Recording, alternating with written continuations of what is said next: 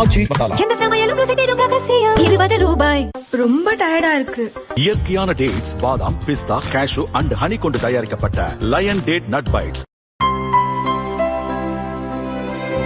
இனிமே கண்ணை மூடிட்டு கடலை எண்ணெய் வாங்கலாம். ஏன்னா மந்த்ரா கடலை எண்ணெய் இதயத்தின் தயாரிப்பு. வறுக்க பொரிக்க ஏன் எல்லா சமையலுக்கும் மந்த்ரா தான். மந்த்ரா கடலை எண்ணெய், அபார ருசி, ஆரோக்கியமான உடல் நலம். ரொம்ப கவனமாக நம்ம கையாள வேண்டிய தேர்தல் இருக்கு. அரசியல்னால ஒரு சாக்கடை.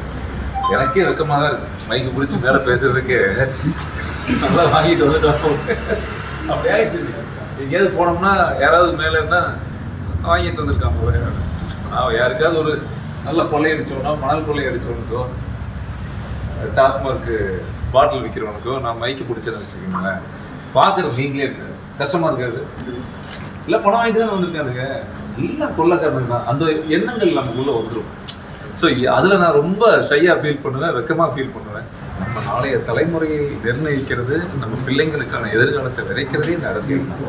இப்போ நம்மளை மாதிரி நல்லவங்க எல்லாருமே வாக்கு செலுத்த போங்க, நம்மளை மாதிரி நல்லவங்க எல்லாருமே ஒரு நல்ல பிரதிநிதியை தேர்ந்தெடுக்கலன்னு வச்சுக்கோங்களேன், திரும்பவும் திருடனுக்கு தான் அவங்க போயிடுவாங்க.